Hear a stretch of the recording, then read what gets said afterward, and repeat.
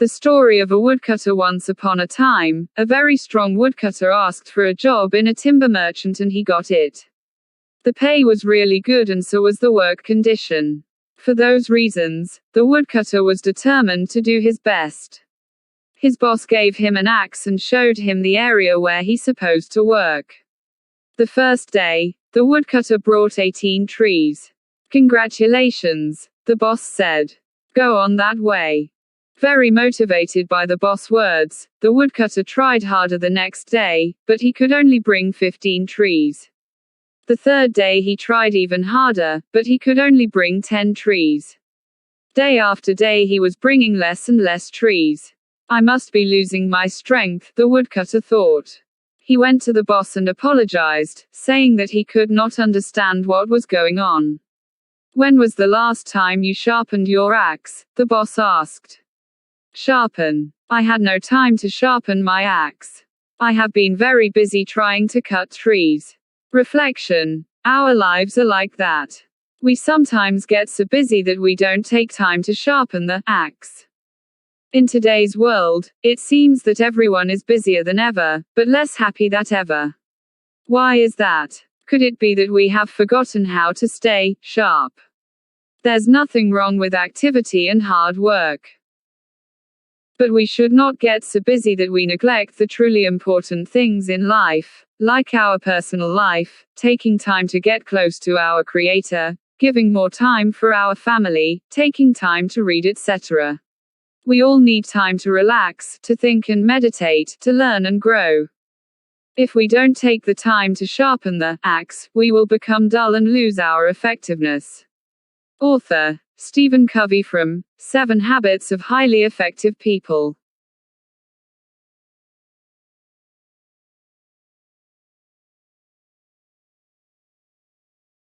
Helpless love. Once upon a time all feelings and emotions went to a coastal island for a vacation. According to their nature, each was having a good time. Suddenly, a warning of an impending storm was announced and everyone was advised to evacuate the island. The announcement caused sudden panic.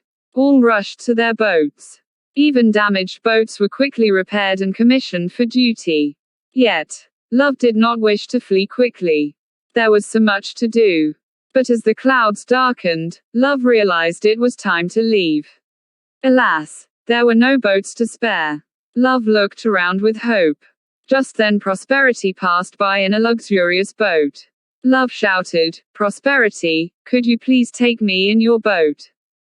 "No," replied Prosperity, "my boat is full of precious possessions, gold and silver. There is no place for you." A little later Vanity came by in a beautiful boat. Again Love shouted, "Could you help me, Vanity? I am stranded and need a lift. Please take me with you." Vanity responded haughtily, "No, I cannot take you with me. My boat will get soiled with your muddy feet." Sorrow passed by after some time. Again, Love asked for help. But it was to no avail. "No, I cannot take you with me. I am so sad. I want to be by myself." When Happiness passed by a few minutes later, Love again called for help. But Happiness was so happy that it did not look around, hardly concerned about anyone. Love was growing restless and dejected. Just then somebody called out, "Come Love, I will take you with me." Love did not know who was being so magnanimous, but jumped onto the boat, greatly relieved that she would reach a safe place. On getting off the boat, Love met Knowledge. Puzzled, Love inquired, "Knowledge, do you know who so generously gave me a lift just when no one else wished to help?" Knowledge smiled. "Oh, that was Time. And why would Time stop to pick me and take me to safety?" Love wondered. Knowledge smiled with deep wisdom and replied, "Because only Time knows your true greatness and what you are capable of. Only love can bring peace and great happiness in this world. The important message is that when we are prosperous, we overlook love. When we feel important, we forget love. Even in happiness and sorrow we forget love. Only with time do we realize the importance of love. Why wait that long? Why not make love a part of your life today? Author unknown.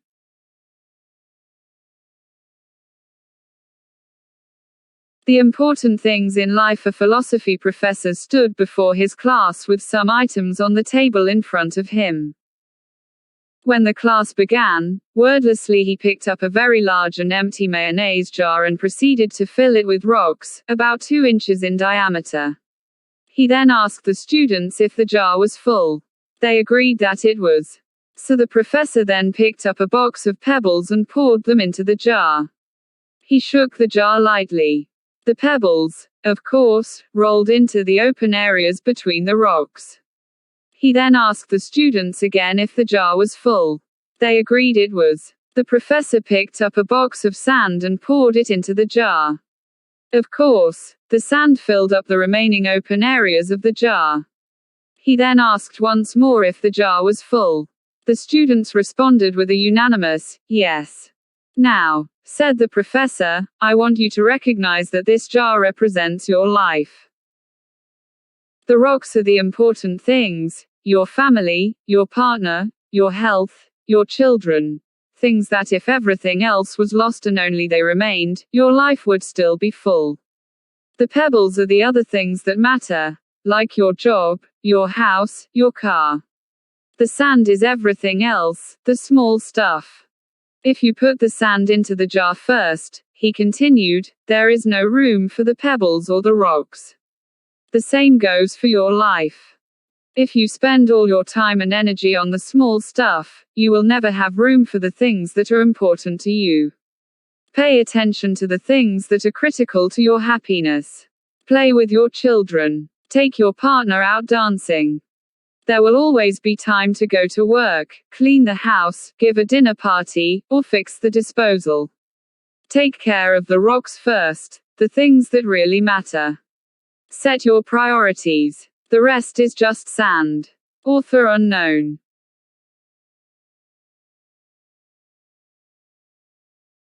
Story. The smell of rain. A cold March wind danced around the dead of night in Dallas as the doctor walked into the small hospital room of Diana Blessing. Still groggy from surgery, her husband David held her hand as they braced themselves for the latest news. That afternoon of March 10, 1991, complications had forced Diana, only 24 weeks pregnant, to deny Lou Blessing. At 12 inches long and weighing only 1 pound and 9 ounces, they already knew she was perilously premature. Still, the doctor's soft words dropped like bombs. I don't think she's going to make it, he said, as kindly as he could. There's only a 10% chance she will live through the night, and even then, if by some slim chance she does make it, her future could be a very cruel one. Numb with disbelief, David and Diana listened as the doctor described the devastating problems Danae would likely face if she survived. She would never walk, she would never talk, she would probably be blind, and she would certainly be prone to other catastrophic conditions from cerebral palsy to complete mental retardation, and on and on. No, no, was all Diana could say. She and David, with their 5-year-old son Dustin, had long dreamed of the day they would have a daughter to become a family of 4. Now, within a matter of hours, that dream was slipping away. Through the dark hours of morning as Danae held onto life by the thinnest thread, Diana slipped in and out of sleep, growing more and more determined that their tiny daughter would live, and live to be a healthy, happy young girl. But David, fully awake and listening to additional dire details of their daughter's chances of ever leaving the hospital alive, much less healthy, knew he must confront his wife with the inevitable. David walked in and said that we needed to talk about making funeral arrangements. Diana remembers, I felt so bad for him because he was doing everything, trying to include me in what was going on, but I just wouldn't listen, I couldn't listen. I said, no, that is not going to happen, no way. I don't care what the doctors say. Danae is not going to die. One day she will be just fine, and she will be coming home with us. As if willed to live by Diana's determination, Danae clung to life hour after hour, with the help of every medical machine and marvel her miniature body could endure. But as those first days passed, a new agony set in for David and Diana. Because Danny's underdeveloped nervous system was essentially raw, the lightest kiss or caress only intensified her discomfort, so they couldn't even cradle their tiny baby girl against their chests to offer the strength of their love. All they could do, as Danae struggled alone beneath the ultraviolet light in the tangle of tubes and wires, was to pray that God would stay close to their precious little girl. There was never a moment when Danae suddenly grew stronger. But as the weeks went by, she did slowly gain an ounce of weight here and an ounce of strength there. At last, when Danae turned 2 months old, her parents were able to hold her in their arms for the very first time. And 2 months later, though doctors continued to gently but grimly warn that her chances of surviving, much less living any kind of normal life, were next to zero. Danae went home from the hospital, just as her mother had predicted.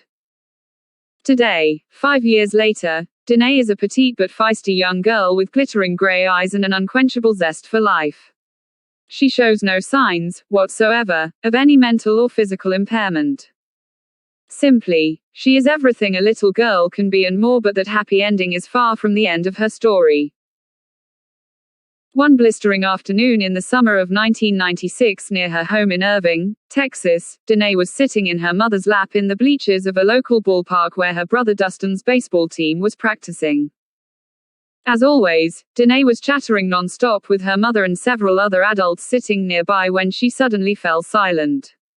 Hugging her arms across her chest, Danae asked, "Do you smell that?"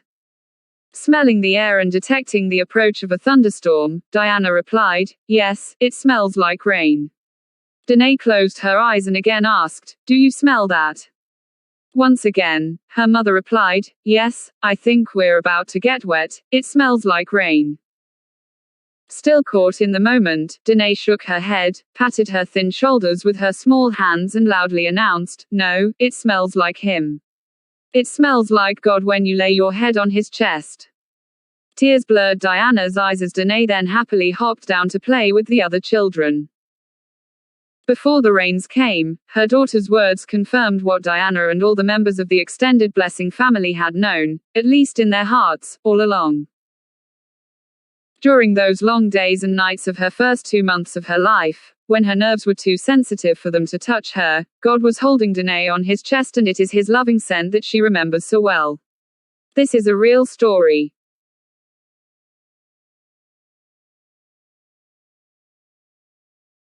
Don't be afraid, here we are, afraid of losing what we have all the time, holding on to it so tight that not a soul can touch it. We think by hiding it from the world, it's hidden and it's ours. Nothing is. Nothing ever will be. For nothing ever was. If you think there is anything that you have, that's yours, be it money, a house, a job, or a girlfriend, it's nothing but an illusion. It'll all disappear, in one blow. One blow, my man. Here we are, so insecure that we are afraid of restarting our lives, so we just carry on trying to sort out the current mess. The thought that we should give it all up and just start all over, with nothing, might cross our minds sometime, sure, but we get scared and we push away anything that scares us. There is nothing I can ever achieve or gain that I cannot lose, in a matter of seconds.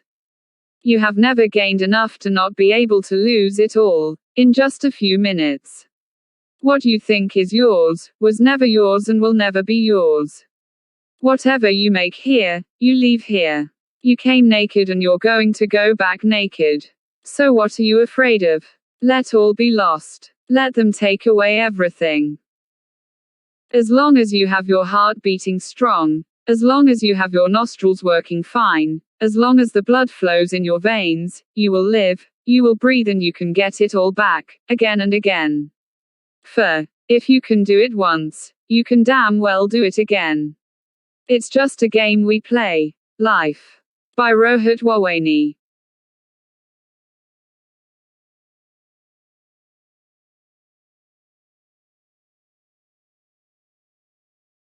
Don't hope, decide. While waiting to pick up a friend at the airport in Portland, Oregon, I had one of those life-changing experiences that you hear other people talk about, the kind that sneaks up on you unexpectedly. This one occurred a mere 2 feet away from me. Straining to locate my friend among the passengers deplaning through the jetway, I noticed a man coming toward me carrying 2 light bags. He stopped right next to me to greet his family. First he motioned to his youngest son, maybe 6 years old, as he laid down his bags. They gave each other a long, loving hug. As they separated enough to look in each other's face, I heard the father say, "It's so good to see you, son. I missed you so much." His son smiled somewhat shyly, averted his eyes and replied softly, "Me, too, Dad." Then the man stood up, gazed in the eyes of his oldest son, maybe 9 or 10, and while cupping his son's face in his hands said, "You're already quite the young man. I love you very much, Zach." They too hugged a most loving, tender hug. While this was happening, a baby girl, perhaps 1 or 1.5, was squirming excitedly in her mother's arms, never once taking her little eyes off the wonderful sight of her returning father. The man said, "Hi, baby girl," as he gently took the child from her mother. He quickly kissed her face all over and then held her close to his chest while rocking her from side to side. The little girl instantly relaxed and simply laid her head on his shoulder, motionless in pure contentment. After several moments, he handed his daughter to his oldest son and declared, "I've saved the best for last," and proceeded to give his wife the longest, most passionate kiss I ever remember seeing. He gazed into her eyes for several seconds and then silently mouthed, "I love you so much." They stared at each other's eyes, beaming big smiles at one another, while holding both hands. For an instant they reminded me of newlyweds, but I knew by the age of their kids that they couldn't possibly be. I puzzled about it for a moment, then realized how totally engrossed I was in the wonderful display of unconditional love not more than an arm's length away from me. I suddenly felt uncomfortable, as if I was invading something sacred, but was amazed to hear my own voice nervously ask, "Wow. How long have you two been married?" "Been together 14 years total, married 12 of those," he replied, without breaking his gaze from his lovely wife's face. "Well then, how long have you been away?" I asked. The man finally turned and looked at me, still beaming his joyous smile. 2 whole days. 2 days. I was stunned. By the intensity of the greeting, I had assumed he'd been gone for at least several weeks, if not months. I know my expression betrayed me. I said almost offhandedly, hoping to end my intrusion with some semblance of grace and to get back to searching for my friend, "I hope my marriage is still that passionate after 12 years. The man suddenly stopped smiling. He looked me straight in the eye, and with forcefulness that burned right into my soul, he told me something that left me a different person. He told me, "Don't hope, friend, decide." Then he flashed me his wonderful smile again, shook my hand and said, "God bless, by Michael D. Hargrove and Bottom Line Underwriters, Inc. Copyright 1997.